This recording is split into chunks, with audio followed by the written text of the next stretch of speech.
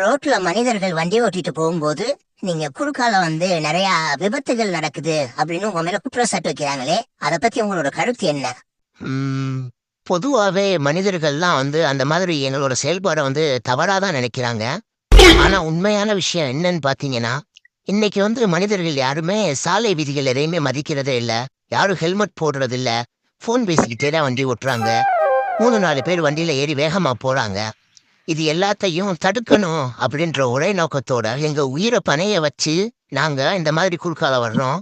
எங்களை பார்த்து பயந்தாவது மனிதர்கள் சாலை விதிகளை எல்லாம் ஃபாலோ பண்ணுவாங்க அப்படின்ற ஒரு நம்பிக்கையில தான் இந்த விஷயத்த செய்யறோம்.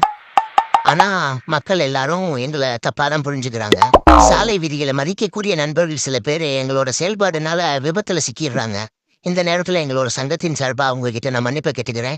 ஆனா தவறுகள் திருத்தப்படும் வரை எங்களோட இந்த செயல்பாடு தொடரும்.